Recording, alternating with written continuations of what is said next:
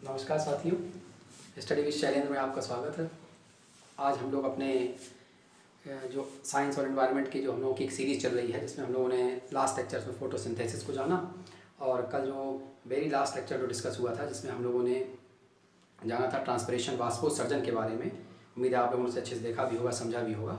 अगर आपकी कोई क्वेरी रहे, कोई क्वेश्चन रहे तो आप उसे व्हाट्सएप के थ्रू हम लोगों से कॉन्टैक्ट कर सकते हैं। और आज इसी सीरीज में अगला एक इम्पॉर्टेंट टॉपिक है पौधों में खनिज पोषण, मिनरल न्यूट्रिशन इन प्लांट्स। ठीक है, जैसा कि हम लोग जानते हैं कि पौधा प्रकाश संश्लेषण की क्रिया के द्वारा अपने भोजन का निर्माण करता है और कार्बोहाइड्रेट बनाता है।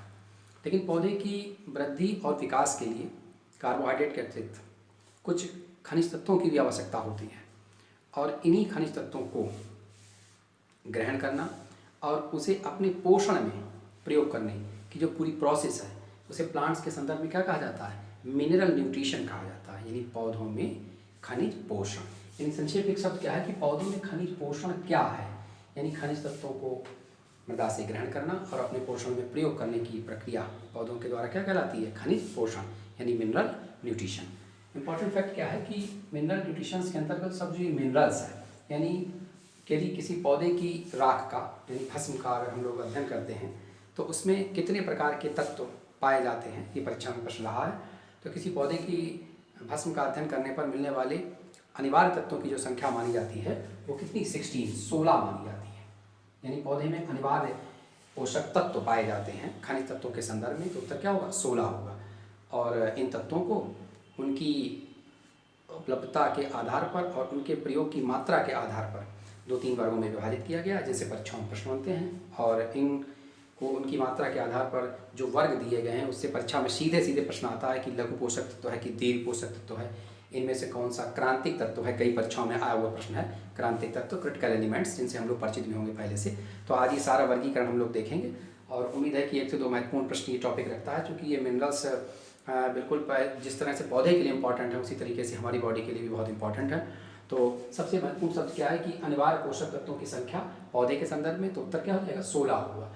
और इन तत्वों को कितने वर्गों में विभाजित किया गया है? कितने वर्गों में विभाजित किया गया है? तो इसके संदर्भ में यदि उनकी खपत की मात्रा यानी कंजप्शन जो उनकी क्वांटिटी है उस आधार पर अगर हम देखें तो उन्हें मुख्यतः 2 वर्गों में विभाजित किया गया है, लघु पोषक तत्व, दीर्घ पोषक तत्व। ये हम जिन नामों से जानते हैं, इसमें पहला वर्ग क्या है? दीर्घ पोषक तत्व, जिनको गुरु या बृहद पोषक तत्व भी कहा जाता है, माइक्रो न्यूट्रिएंट्स भी कहा जाता है, माइक्रो को मेजर भी कहा जा सकता है। मेजर यानी कौन? मुख्य, यानी दीर्घ, गुरु, बृहद या माइक्रो या मेजर न्यूट्रिएंट्स। और इनकी कुल संख्या कितनी मानी गई है? 10 मानी गई है। तो जो हम लोगों के कुल 16 तत्व हैं, इन 16 तत्वों में मुख्य रूप से आप चाहें तो नोट डाउन करेंगे: carbon, hydrogen, oxygen, nitrogen, sulphur, calcium, potassium, phosphorus, magnesium और आयरन। 10 ये कौन हो गए? ये आपके माने जाते हैं दीर्घ पोषक तत्व। और इसी के साथ साथ copper, zinc, magnesium, boron, chlorine और मॉलिब्डेनम, ये माने जाते हैं हमारे कौन? आपके लघु पोषक तत्व या सूक्ष्म पोषक तत्व। और इन सभी तत्वों का ही वर्गीकरण दीर्घ और लघु के अंतर्गत किया गया है। और जो दीर्घ पोषक तत्व हैं उनकी संख्या 10 मानी गई है, लघु पोषक तत्व या जो सूक्ष्म पोषक तत्व हैं उनकी संख्या कितनी? 6। और उसी आधार पर इन्हीं तत्वों में से जो उनकी प्रमुखता के आधार पर या मृदा में उनकी मात्रा की उपस्थिति या अनुपस्थिति के आधार पर जो 3 वर्गों में विभाजित किया गया, जिन्हें क्रिटिकल एलिमेंट्स कहा जाता है, इन पर आगे हम लोग चर्चा करेंगे। और एक फ्रेमवर्क एलिमेंट्स है जो पौधे के निर्माण के लिए आवश्यक होते हैं, उन्हें क्या कहा जाता है? फ्रेमवर्क एलिमेंट्स या संरचनात्मक तत्व कहा जाता है। तो सबसे पहले हम लोग चर्चा करेंगे दीर्घ पोषक तत्व। दीर्घ पोषक तत्व बहुत सदे हुए प्रश्न आपको परीक्षा में इस तरीके के, चूँकि बहुत सारे टॉपिक्स आपको अपडेट करने हैं, तो बहुत ही महत्वपूर्ण शब्द की केवल उन बिंदुओं पर चर्चा जिससे प्रश्न परीक्षा में हर हाल में संभव है या आसान्वित रहता है, तो आपको पहले उन पर ही क्लिक करना है। यानी दीर्घ पोषक तत्वों की संख्या कितनी? तो उत्तर क्या हो जाएगा? 10। इनमें से कौन सा है या कौन सा नहीं है, तो आप एक चेक ध्यान रखेंगे: carbon, hydrogen, oxygen, nitrogen, sulphur, calcium, potassium, phosphorus, magnesium और आपका आयरन। इन्हें आप क्या मानेंगे? ये माने जाते हैं मुख्य रूप से आपके दीर्घ पोषक तत्व। और इसी तरह से जो आपकी जो खनिज पोषक तत्व हैं, मैग्नीज कर देंगे इसे हम लोग, ये भी रहेगा महत्वपूर्ण शब्द है। और उसके बाद आप देखेंगे कि यदि इनमें से हमसे कोई भी 3 देकर के दीर्घ पोषक तत्व और एक अन्य भिन्न वर्ग लघु पोषक तत्व को सम्मिलित किया जाता है और हमसे इसका वर्गीकरण कराया जाता है। तो आपको हर हाल में इन 10 दीर्घ पोषक तत्वों को अपने दिमाग में रखना है और ध्यान रखना है कि कौन कौन से हैं या कौन कौन से नहीं हैं। और इसके बाद इन तत्वों के अगर महत्वपूर्ण शब्द हम लोग देखेंगे कि कार्बन, हाइड्रोजन और ऑक्सीजन, इन्हीं 3 तत्वों को अंतिम वर्ग जो आपने बनाया था संरचनात्मक या फ्रेमवर्क एलिमेंट्स कहा जाता है। क्या कहा जाता है? संरचनात्मक या फ्रेमवर्क एलिमेंट्स कहा जाता है, जिसमें पौधा जो कार्बन और हाइड्रोजन, ऑक्सीजन इनके लिए मुख्य रूप से निर्भर करता है। तो कार्बन का स्रोत पौधे के लिए कौन है? CO2 है। कार्बन का स्रोत कौन है? CO2 है। और हाइड्रोजन एवं ऑक्सीजन, हाइड्रोजन एवं ऑक्सीजन पौधा किससे प्राप्त करता है? प्राप्त करता है जल से। यानी हमारे 2 महत्वपूर्ण प्रश्न कि पौधे के जो फ्रेमवर्क एलिमेंट्स होते हैं, संरचनात्मक तत्व होते हैं, वो किससे प्राप्त होते हैं? तो कार्बन के संदर्भ में होगा कार्बन डाइऑक्साइड जो वायुमंडल से वो ग्रहण करता है, और हाइड्रोजन और ऑक्सीजन किससे? जल के द्वारा ग्रहण करता है। ठीक। और इस तरीके से जो हमारे अगले महत्वपूर्ण वर्ग दिया गया था क्रांतिक तत्व, इन पर भी चर्चा कर लेंगे। क्रांतिक तत्व या क्रिटिकल एलिमेंट्स कौन होते हैं? वे तत्व जिनकी मृदा में कमी हो जाती है, वे तत्व जिनकी मृदा में कमी हो जाती है वो कौन कहलाते हैं? क्रांतिक तत्व या क्रिटिकल एलिमेंट्स कहलाते हैं। बड़ी परीक्षाओं में आया हुआ प्रश्न है। और क्रांतिक तत्व की संख्या कितनी मानी गई? 3। बहुत महत्वपूर्ण शब्द, N नाइट्रोजन, P फास्फोरस और K पोटेशियम। इन्हें NPK तत्व भी कहा जाता है। NPK तत्व यानी प्रश्न है कि क्रांतिक तत्व हैं, संख्या होगी 3, और नाइट्रोजन, फास्फोरस, पोटेशियम, कैल्शियम, इनमें से कौन सा क्रांतिक तत्व नहीं है? तो उत्तर क्या हो जाएगा? कैल्शियम होगा। तो क्रांतिक तत्व आपके लिए वेरी मोस्ट इंपॉर्टेंट, इसे आप हर हाल में ध्यान रखेंगे। संरचनात्मक तत्व संख्या 3, क्रांतिक तत्व संख्या कितनी हो जाएगी? 3। और क्रांतिक तत्वों की जब मृदा में कमी हो जाती है तो रासायनिक खाद के माध्यम से, जो केमिकल खाद हम लोग DAP, यूरिया प्रयोग करते हैं, इससे पौधे में किसकी पूर्ति की जाती है? ये आपके लिए प्रश्न है। तो किसकी? क्रांतिक तत्वों की पूर्ति की जाती है। यानी पौधे में रासायनिक खाद प्रायः क्रांतिक तत्वों की पूर्ति के लिए ही प्रयोग में लाई जाती है। अब जो हम लोगों के एक महत्वपूर्ण वर्ग और है,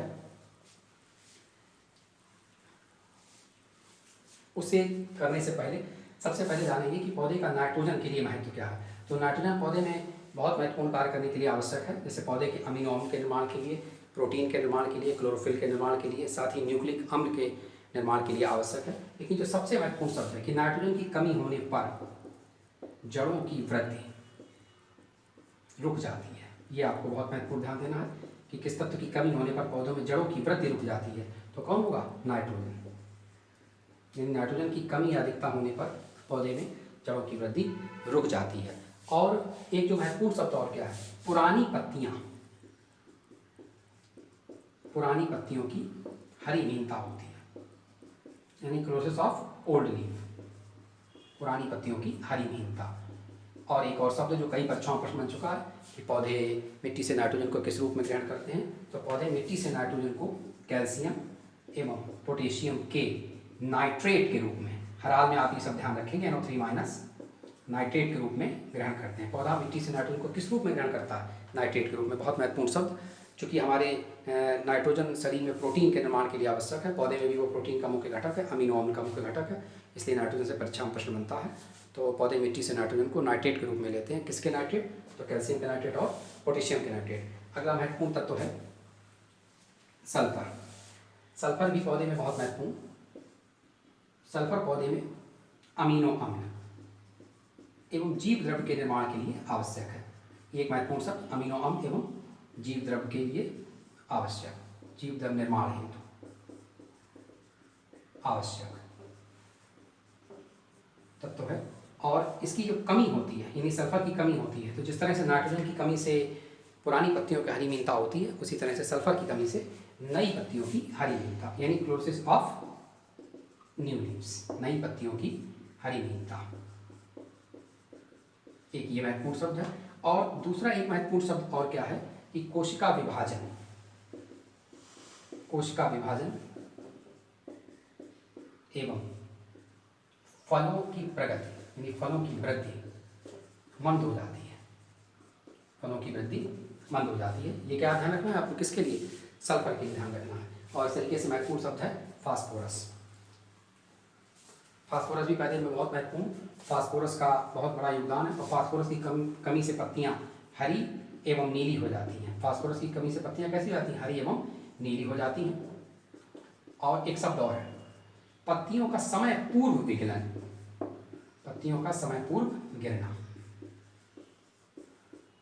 ये एक महत्वपूर्ण शब्द किसके लिए हो जाएगा? फास्फोरस के लिए। आप ध्यान रखेंगे पत्तियों का हरा नीला होना और समय के पूर्व गिरना। अगला एक महत्वपूर्ण तत्व है, बहुत ही महत्वपूर्ण, पोटेशियम। जब तक परीक्षाओं पढ़ने वाला प्रश्न है, रंध्रों के खुलने एवं बंद होने की क्रिया पर नियंत्रण करता है। रंध्रों के खुलने एवं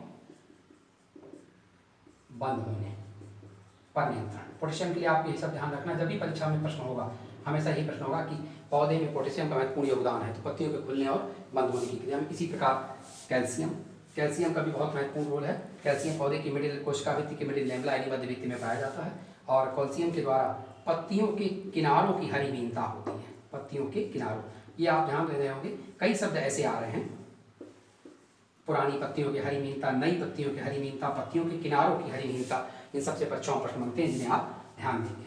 पत्तियों के किनारों की हरिमीनता, इसके लिए कौन सा हो जाएगा? कैल्शियम। इसके बाद आप अगले महत्वपूर्ण तत्व पर आएंगे, मैग्नीशियम। बहुत महत्वपूर्ण, जब तक परीक्षाओं में संभावित प्रश्नों में रहता है। मैग्नीशियम पौधे में क्लोरोफिल के निर्माण के लिए आवश्यक है, क्लोरोफिल के निर्माण के लिए आवश्यक है। साथ ही राइबोसोम की दोनों इकाइयों को आपस में जोड़ने में भी महत्वपूर्ण योगदान करता है, तो क्लोरोफिल आप ध्यान रखेंगे। इसी प्रकार से आयरन एक तत्व है, तो आयरन जो है वो श्वसन एवं प्रकाश संश्लेषण के अनेक एंजाइम्स का निर्माण करता है। श्वसन एवं प्रकाश संश्लेषण एंजाइम निर्माण में सहायक है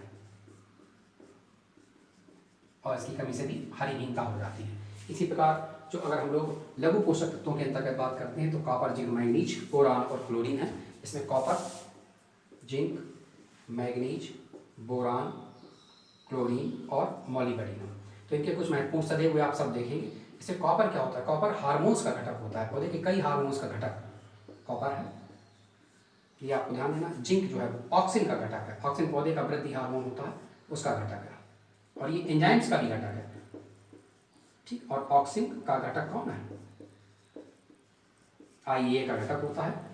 कई परीक्षाओं में आया हुआ प्रश्न है, धान का खैरा रोग, धान का खैरा रोग, मक्का का खेत कलिका रोग, इस पर आप इंपॉर्टेंट का निशान लगाएंगे। मक्का का खेत कलिका किसकी कमी से होता है? जिंक की कमी, जस्ते की कमी से होता है। और इसी प्रकार मैग्नीज पौधे में पत्तियों के विकास के लिए आवश्यक है। बोरान पौधे बोरेट के रूप में लेते हैं, बोरेट के रूप में ग्रहण करते हैं, इसका भी बहुत महत्वपूर्ण योगदान है। शर्करा परिवहन के लिए आवश्यक है, यानी पौधे में शर्करा यानी शुगर ट्रांसपोर्ट किसके द्वारा होता है? तो बोरान के द्वारा होता है, शर्करा परिवहन, ये एक महत्वपूर्ण शब्द है। क्लोरीन प्रकाश संश्लेषण के लिए आवश्यक है, प्रकाश संश्लेषण एवं जल के विघटन के लिए बहुत इंपॉर्टेंट शब्द है, क्योंकि हम लोगों ने जाना था जल के विघटन में आवश्यक, जल के विघटन में आवश्यक, क्योंकि हम लोगों ने जाना था प्रकाश संश्लेषण की क्रिया में जो ऑक्सीजन गैस मुक्त हुई थी वो वाटर हाइड्रोलाइसिस या जल के विघटन से मुक्त हुई थी। मॉलिब्डेनम विशेष रूप से आपको इसे ध्यान रखना है, क्योंकि हम लोग जानते हैं कि दलहनी फसलें जो आपका जितनी भी होती हैं, जो आप दलहनी फसलों के लिए हम कह सकते हैं, जो दाल वाली फसलें होती हैं, लेग्यूमिनेसी कुल की फसलें, अरहर, चना, मूंग, उर्द, मसूर, इनकी जो जड़ों में गांठें पाई जाती हैं, दलहनी फसलों की गांठों का निर्माण करती हैं, कि गांठों का निर्माण हो, इसके लिए कौन आवश्यक है? मॉलिब्डेनम तत्व की आवश्यकता होती है।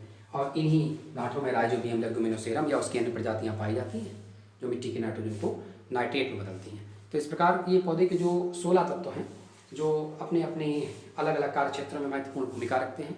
नाइट्रोजन के संदर्भ में आपको विशेष बात ध्यान देनी है कि नाइट्रोजन प्रोटीन निर्माण के लिए आवश्यक है, प्रोटीन का वो आधार तत्व माना जाता है, केंद्रीय तत्व है।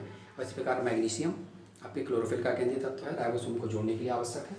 और जिंक जो है वो विभिन्न पौधे के ऑक्सिन हार्मोन्स का महत्वपूर्ण घटक माना जाता है। मॉलिब्डेनम जो दलहनी फसलों की गांठों में, दलहनी फसलों की जड़ों की गांठों में, जड़ों, दलहनी फसलों की जड़ों की गांठों के निर्माण के लिए आवश्यक होता है, यानी जलग्रंथि पादप जो होते हैं, जो रूट नोड्यूल्स प्लांट होते हैं। तो ये बहुत छोटा सा आपका टॉपिक, जिसमें हम लोगों ने ये जाना कि पौधे में अनिवार्य तत्व कितने होते हैं, तो 16, और इनको कितने वर्गों में विभाजित किया गया है। हाँ, एक और महत्वपूर्ण बात है, यदि अगर प्रश्नों की पौधे में दीर्घ पोषक तत्वों की मात्रा कितनी होती है, तो 1 ppm से अधिक की आवश्यकता होती है, वो कौन कहलाते हैं? दीर्घ पोषक तत्व। और लघु पोषक तत्व कौन होते हैं? जिनकी आवश्यकता 1 ppm से कम होती है। तो 1 ppm से अधिक, यानी हमसे प्रश्न यह है कि दीर्घ पोषक तत्वों की कितनी मात्रा अनिवार्य होती है, तो 1 ppm से अधिक। और लघु पोषक तो 1 ppm से कम। क्रांतिक तत्व कितने हैं? 3, नाइट्रोजन, फास्फोरस और पोटेशियम। इस तरीके से फ्रेमवर्क या संरचनात्मक तत्व कितने हैं? तो भी 3 हैं, कार्बन, हाइड्रोजन और ऑक्सीजन। पौधे के लिए कभी भी परीक्षा में आता है कार्बन का मुख्य स्रोत, तो कार्बन डाइऑक्साइड है। हाइड्रोजन ऑक्सीजन का कौन है? जल है। और इस संदर्भ में आपको एक बात और ध्यान रखनी है कि यही पोषक तत्व पौधे की सभी जैविक क्रियाओं, मेटाबॉलिक एक्टिविटीज़ और उसकी वृद्धि और विकास में कार्बोहाइड्रेट के साथ साथ सहयोग करते हैं, और इसके पूरे कोऑर्डिनेशन को ही खनिज पोषण या मिनरल न्यूट्रिशन के नाम से जाना जाता है। तो आज के इस टॉपिक में इतने। नेक्स्ट टॉपिक पे हम लोग अगले लेक्चर में फिर से डिस्कस करेंगे। Thank you.